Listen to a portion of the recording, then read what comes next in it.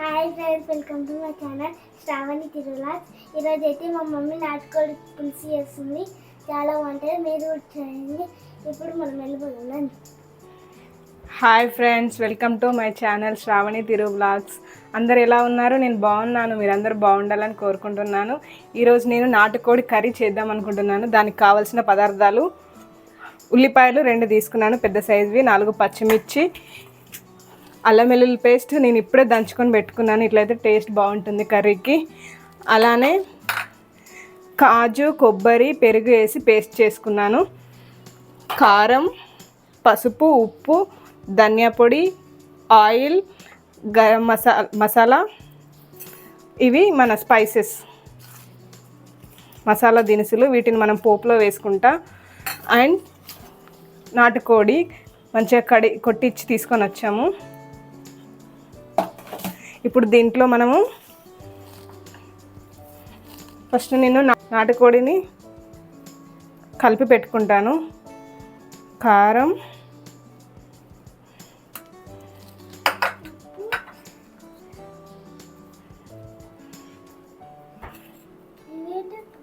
పసుపు, 1 స్పూన్ ఉప్పు. కారము, ఉప్పు అయితే ఎవరి టేస్ట్ తగ్గట్టు వాళ్ళు వేసుకోండి. కొంచెం ధనియా పొడి కూడా, ఇది కూడా ఫ్రెష్గా ఇప్పుడే పట్టుకున్నానండి. కొంచెం మసాలా, అలానే ఒక 4 స్పూన్స్ ఆయిల్ వేస్తాను.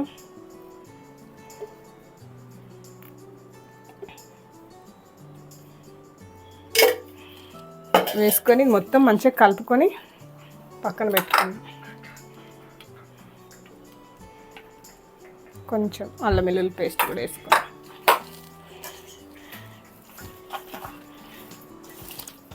మంచిగా కలుపుకోవాలి, ముక్కలకు బాగా పట్టేంత వరకు.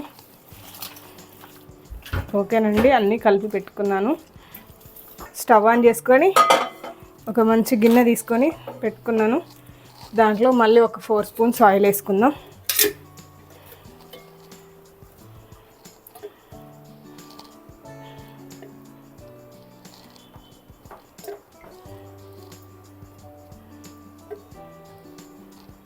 ఒక 5-6 స్పూన్స్ పడుతుందండి, ఎందుకంటే మనకు నాటుకోడి కర్రీ కదా.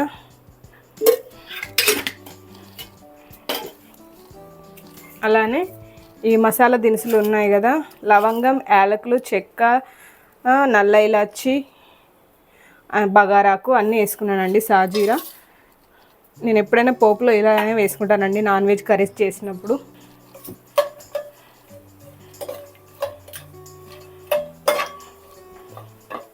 కొంచెం వేగిన తర్వాత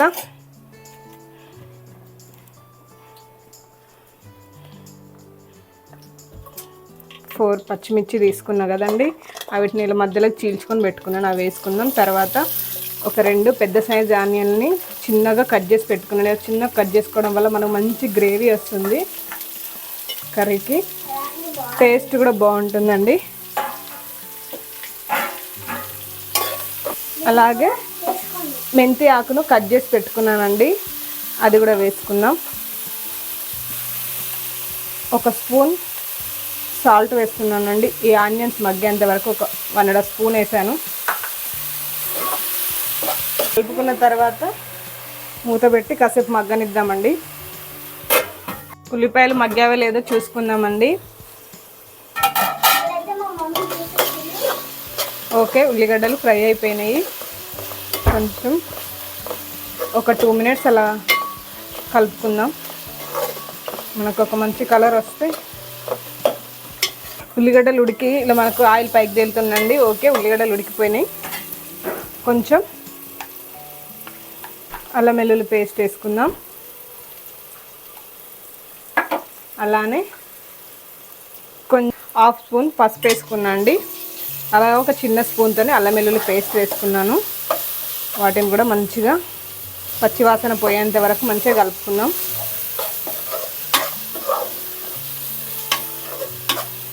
ఫ్రెష్ అల్లం అవ్వడం వల్ల మంచి స్మెల్ వస్తుందండి కర్రీ.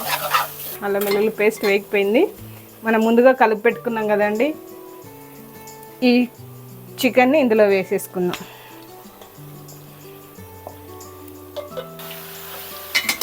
సరే మంచిగా కలుపుకొని, కేజీన్నర నాటుకోడి అండి ఇది. కొంచెం కొత్తిమీర కూడా వేసుకుందామండి. వేసుకొని మళ్ళీ ఒకసారి కలుపుకొని, నాకు కారం ఎందుకో కొంచెం తక్కువైనట్టు అనిపిస్తుందండి, అందుకే నేను ఒక స్పూన్ వేసుకుందాం అనుకుంటున్నా. మేము కారం కొంచెం ఎక్కువగానే తింటామండి, తక్కువ తినేవాళ్ళు తక్కువనే వేసుకోవచ్చు. ఒక 2 స్పూన్స్ కారం వేసానండి, 1 స్పూన్ సాల్ట్ వేసాను, 1 స్పూన్ ధనియా పొడి వేసానండి. అవన్నీ కలిసేంతవరకు మంచిగా కలుపుకుందాం. కొంచెం మగ్గనిద్దామండి. మూతబెట్టి ఒక 5 minutes మగ్గిన తర్వాత మనము నాకు ఫస్ట్ పట్టి పెట్టుకున్నా కదండి నేను కాజు, కొబ్బరి, పెరుగుతో పట్టి పెట్టుకున్న పేస్ట్ ఇది వేసుకుంటాను. ఒక 5 minutes అది మగ్గిన తర్వాత ఇప్పుడు ఒకసారి తీసి చూసుకుందామండి ఉడికిందో లేదో. కొంచెం ఉడకడం అంటే లైట్గా ఫ్రై అవుతుంది అన్నమాట, అంతే. ఓకే అండి. ఇప్పుడు నేను ఇందాక చెప్పాను కదా మీకు, పేస్ట్ చేసి పెట్టుకున్నానండి కాజు, కొబ్బరి, పెరుగుతో. ఆ పేస్ట్ వేసుకుందాం మనం.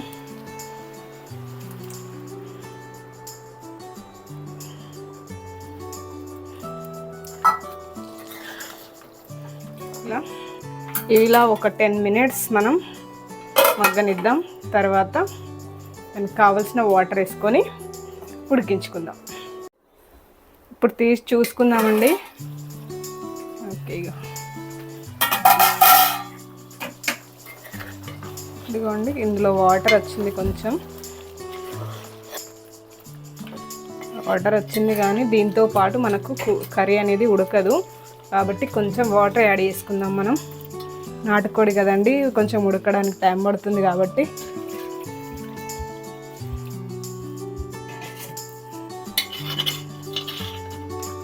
అలాగే ముక్కలు మునిగేంత వరకు మనం వాటర్ అనేది యాడ్ చేసుకొని కర్రీని ఉడికించుకోవాలి.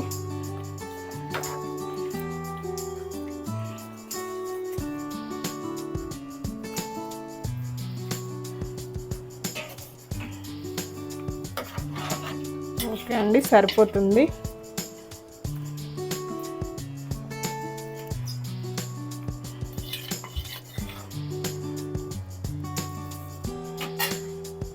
దీన్ని ఇంకా ఉడికించుకుందాం మనం. మీడియం ఫ్లేమ్లో పెట్టుకొని ఉడికించుకోవాలండి. ఒక 15 minutes ఉడికితే సరిపోతుంది. తర్వాత మనకు కర్రీ అనేది రెడీ అయిపోతుంది. మా ఆయన నాటుకోడిలో పెట్టేది కట్ చేయించి తీసుకొచ్చాడండి, దాంట్లో ఎగ్స్ వచ్చినాయి. ఇలా వీటిని మనము ఫస్ట్ వేసుకుంటే మొత్తం చితికిపోతుంది కాబట్టి ఇలా బాయిల్ అవుతున్నప్పుడు వేసుకోవాలన్నమాట. వేసుకుంటే అవి ఉడికిపోతాయండి తొందరగానే, ఇది ప్రాబ్లం ఏం లేదు. ముందుగా వేసుకుంటే చితికిపోతాయని ఇప్పుడు ఇలా వేసుకోవాలన్నమాట. అలానే కొంచెం ఇలా ఉడుకుతున్నప్పుడే నేను ఇలా గరం మసాలా కూడా వేసుకుంటానండి. 1 స్పూన్ వేసుకున్నాను. ఇంకా లైట్గా అలా కలుపుకొని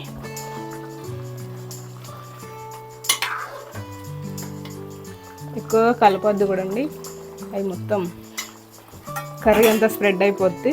ఇంకా అంతే, మూత పెట్టేసుకుందాం. ఒక 10 minutesలో కర్రీ అనేది మనకు రెడీ అయిపోతుందండి. ఇప్పుడు ఒకసారి మూత తీసి చూసుకుందామండి.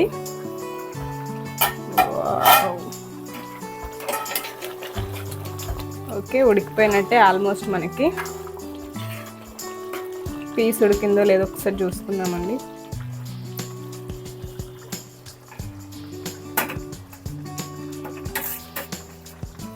ఒక 5 minutes మగ్గిందంటే ఇంకా అయిపోయినట్టే మనకి. మూత పెట్టేసి ఉంచుకుందాం. జస్ట్ ఒక 5 minutes అని. ఇప్పుడు చూసుకుందామండి మనం. కర్రీ ఉడికిపోయింది, ఆయిల్ కూడా పైకి తేలుతుంది, పీస్ కూడా మంచిగా ఉడికింది.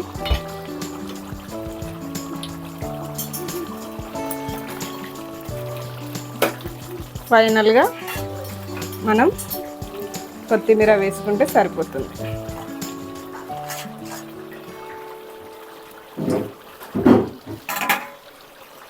వేసుకొని ఒక 2 minutes ఇలా కలుపుకొని, చూసారా ఫైనల్గా వేసిన కూడా ఎగ్స్ ఉడికిపోయినాయి. ఎప్పుడైనా కూడా ఇలా మన నాటుకోడి తీసుకున్నప్పుడు ఎగ్స్ వచ్చినాయి అనుకోండి, అవి కర్రీ ఆల్మోస్ట్ ఉడికిన తర్వాత ఒక 70% ఉడికిన తర్వాతనే వేసుకోవాలండి. ముందుగా వేసుకుంటే అవన్నీ చితికిపోతాయి, కర్రీ మొత్తం పాడైపోతుందండి. ఇలా వేసుకుంటే అవి మంచిగా బాయిల్ అయితే కర్రీ కూడా బాగుంటుంది. అందరూ చూస్తున్నారు కానీ ఎవరు సబ్స్క్రైబ్ చేసుకోవట్లేదండి. ప్లీజ్ సబ్స్క్రైబ్ చేసుకోండి, లైక్ చేయండి, షేర్ చేయండి, సబ్స్క్రైబ్ చేసుకోండి. ఇప్పుడు టేస్ట్ చూసి చెప్తానండి. బాగుంది, ఉప్పు కారం అన్నీ చాలా బాగా కలిసాయి. టేస్ట్ కూడా చాలా బాగుందండి. మీరు కూడా ఒకసారి ట్రై చేయండి, ఎలా ఉందో నాకు కామెంట్ రూపంలో తెలియజేయండి. తప్పకుండా మా ఛానల్ని సబ్స్క్రైబ్ చేసుకోండి. Bye friends.